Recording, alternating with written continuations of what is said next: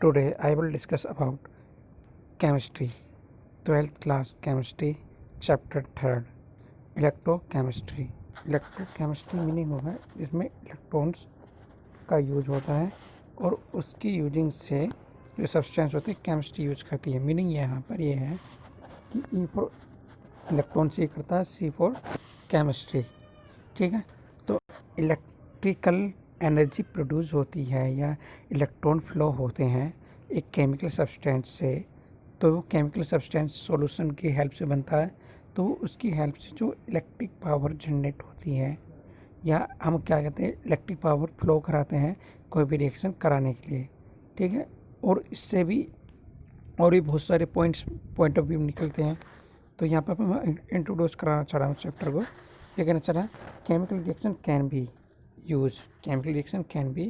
Use to produce करने के लिए इलेक्ट्रिकल एनर्जी।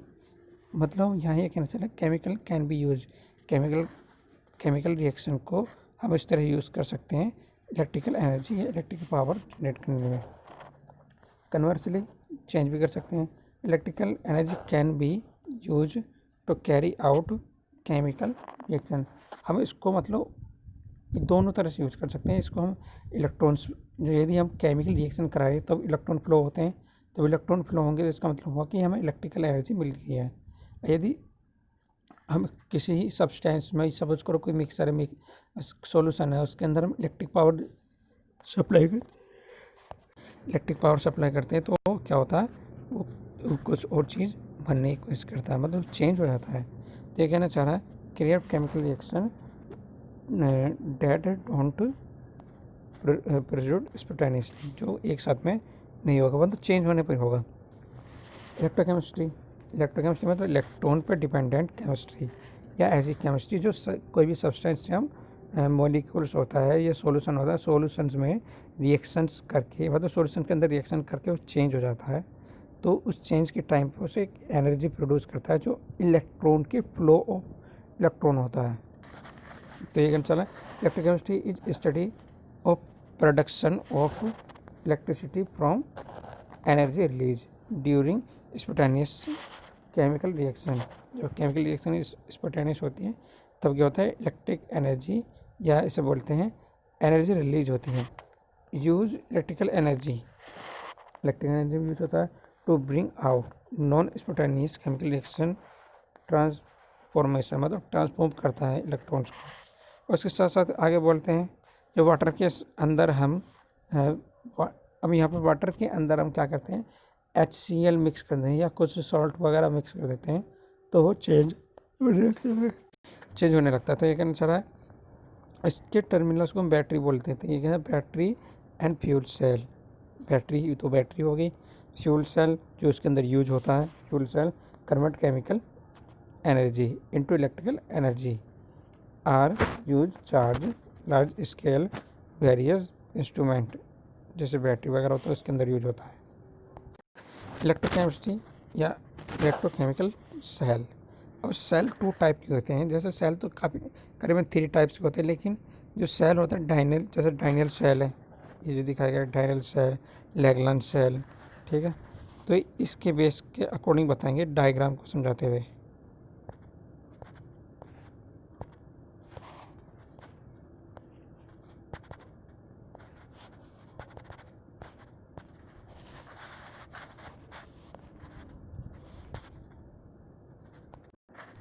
तो इसमें दिखाना डायग्राम में इसलिए पूछ गया क्योंकि आप देखना चाहते हो देख सकते हो। तो यहाँ पर एक कॉपर लेते हैं, क्या लेते हैं हम कॉपर। तो यहाँ कॉपर क्या है सॉलिड फॉर्म में है। ठीक है, और ये दिखाया एक्वा सॉल्यूशन दिखाया ना। ये एक्वा सॉल्यूशन मीनिंग होता है कि वाटर के अंदर मिक्स होता है या कुछ ना कुछ ये वाटर के साथ में कुछ और सब्सटेंस बन रहा होता है। तो ये केमिकल रिएक्शन करने के बाद में क्या होता है, अब जिंक जो बनेगा ZnSO4 बनता है। जो कॉपर सल्फेट था मतलब कॉपर सल्फेट से ZnSO4 बन गया, मतलब जिंक सल्फेट, और कॉपर क्या हो गया रिलीज हो गया। ठीक है, अब रिलीज होता है ये कॉपर।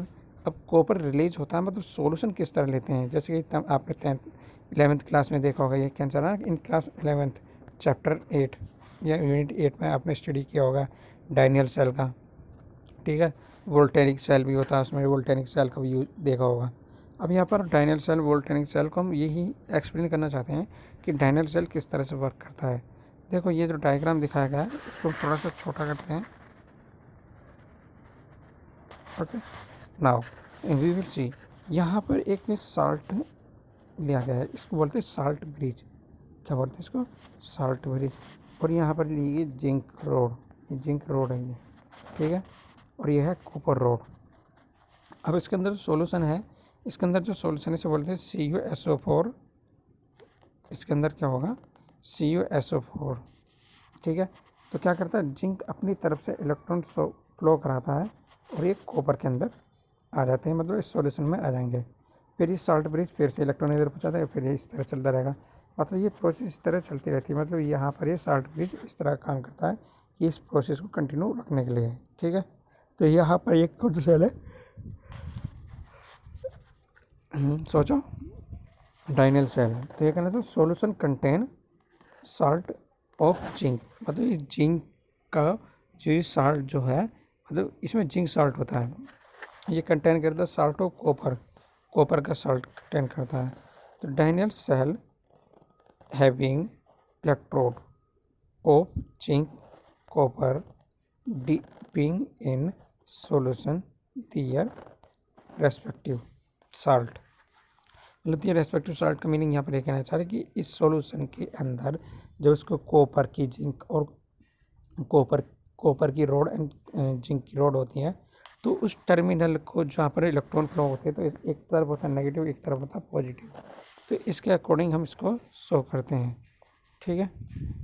ये जैसे दिखाएगा एक बैटरी बनती है, मतलब बैटरी का स्ट्रक्चर होता है। जैसे एक सेल होती है, नॉर्मल सेल देखा आपने। तो जब नॉर्मल सेल को हम लाते हैं, मतलब मार्केट से लाते हैं, मार्केट से लाने के बाद में उसका हम यूज करते हैं। तो वो यूज होने के बाद में क्या हो जाता है, उसको हम यदि गिराते हैं तो वो ठप देने से गिर जाता है। मतलब ये है कि वो क्या है कि उसके अंदर केमिकल रिएक्शन हो चुकी है, उसका कम्प्लीटली यूज हो जाता है, मतलब वो एक तरीके से डैमेज हो जाती है, ठीक है, जब उसका कम्प्लीटली यूज हो जाता है। तो यहाँ पर ये जो दिखाना चाह रहा है, ये जैसे रेजिस्टेंस होता है, जैसे कोई बल्ब वगैरह लगाते हैं इस तरह से। फिर नेक्स्ट में दिखाना चाह रहा है यहाँ पर ZnSO4 CuSO4, बिल्कुल वही डायग्राम है, बस इसमें प्लेट लगा दी है। तो इसको बोलेंगे एनोड। एनोड मीनिंग क्या हो गया? एनोड मीन होता है पॉजिटिव टर्मिनल, ठीक है। ये हो गया कैथोड, ये हो गया नेगेटिव टर्मिनल। तो इसमें रिएक्टिव अनरिएक्टिव, मतलब यहाँ पर जिंक जो है मोर रिएक्टिव है, जो कॉपर सल्फेट के सॉल्यूशन से रिएक्शन करके जिंक कॉपर को अलग कर देती है, ठीक है। जिससे सबसे पहले मैंने एक रिएक्शन दिखाई होगी इससे पहले, तो क्या करते हैं, इसे रिमूव कर देते हैं। जैसे ये रिएक्शन है, Zn दिखाया इसमें प्लस Cu प्लस दिखाया, तो ये क्या होता है, Zn बनता है। तो मतलब यहाँ पर इस रिएक्शन को हम ये भी बोल सकते हैं, दिखाना चाह रहे हैं Zn। तो ये Zn नॉर्मल है, मतलब जिंक की एक रोड है, ठीक है। Cu प्लस दिखाएगा, Cu प्लस का मतलब हो गया CuSO4, कॉपर सल्फेट बोलते हैं इसको हम। तो ये एक एक्वा सॉल्यूशन शो करता है। फिर क्या करता है, ये CuSO4 जो होता है, ये रिएक्शन करेगा जिंक के साथ में, और यहाँ पर कॉपर रिलीज हो जाएगी। मतलब कॉपर इसलिए रिलीज हो रही है क्योंकि कॉपर नॉन, मतलब कम रिएक्टिव है जिंक की कंपैरिजन। जिंक क्या होता है, मोर रिएक्टिव होता है, ये होगा मोर रिएक्टिव, और कॉपर लेस रिएक्टिव। तो क्या करता है, इसमें से, इसके सॉल्यूशन में से इसको ट्रांसमिट करता है या एक्सपोज या डिस्प्लेसमेंट कर देता है। तो यहाँ पर क्या होता है, इस तरह से इलेक्ट्रॉन फ्लो होते हैं और ये इस तरह से एंटर हो जाते हैं। जैसे एक दूसरा डायग्राम बताया था मैंने कि यहाँ पे ZnSO4 CuSO4 होता है। तो जिंक जो इससे रिएक्शन करता है, मतलब इसके सॉल्यूशन से रिएक्शन करता है, तो हमें क्या बनता है, ZnSO4 मिल जाता है। और Cu जो कॉपर होती है वो नीचे बैठ जाती है, वो यहाँ पर एक इकट्ठा हो जाती है, ठीक है। तो इस तरह का वर्क करता है। इनको ही हम इलेक्ट्रिक सेल बोल देते हैं। क्या बोलते हैं, इनको हम इलेक्ट्रिक सेल। अभी मैंने बोला था कि अपोजिट डायरेक्शन, इनकी डायरेक्शन अपोजिट होती है, एक इस तरफ को फ्लो होगा, दूसरा इस तरफ को जाएगा, तो इसे लेफ्ट राइट भी बोल देते हैं। ये अपोजिट डायरेक्शन शो करता है। जैसे कि अभी ये डायग्राम थोड़ी देर पहले मैंने बोला था कि SN मतलब ZnSO4 CuSO4, तो मतलब कॉपर सल्फेट होता है, जिंक सल्फेट होता है। तो इस तरह से इसमें रिएक्शन करते हैं। तो रिएक्शन करने के बाद में यहाँ ये इसको क्या बोला था, पॉजिटिव टर्मिनल, इसको बोला था नेगेटिव टर्मिनल। तो ये पॉजिटिव टर्मिनल नेगेटिव टर्मिनल होता है, और इस तरह से क्या होता है, no flow of electron current. जब हम यहाँ पर वैन ई एक्सरेट की वैल्यू 1 आती है या रेशनल वैल्यू 1 आती है, तो इसका मतलब ये है इसमें क्या है, नो रिएक्शन, ये कहता है नो फ्लो इलेक्ट्रॉन करंट। तो इसमें इलेक्ट्रॉन करंट फ्लो नहीं होती, मतलब जब रिएक्शन स्टार्ट होगी तब होंगे। नो केमिकल रिएक्शन, तो इसमें केमिकल रिएक्शन भी नहीं होती, मतलब चेंजिंग होना चाहिए ना उसके अंदर। तब अब हमने क्या बोल दिया इसको, कैथोड, इसको बोला दिया एनोड, ठीक है, जैसे जिंक बोल दिया। अब उसमें अपोजिट कराते हैं, मतलब एक तरीके से मान लो कि एक कंटेनर है, यदि हम कंटेनर से इस सॉल्यूशन से इलेक्ट्रॉन्स मतलब एनर्जी चाहते हैं, तब क्या करना होगा, भाई रोड डाल देते हैं। और यदि इसमें हम केमिकल चेंज चाहते हैं, केमिकल को जो चेंज चाहते हैं, तब क्या करते हैं, इसके लिए अंदर इलेक्ट्रिक पावर सप्लाई कर देते हैं। या तो इलेक्ट्रिक पावर सप्लाई करो तो केमिकल चेंज होगा, यदि हम केमिकल मतलब एक केमिकल रिएक्शन हो रही है तो इसमें इलेक्ट्रॉन क्या करते हैं, मूव करेंगे, तो हमें क्या मिलेगी, इलेक्ट्रिक एनर्जी मिलेगी, ठीक है।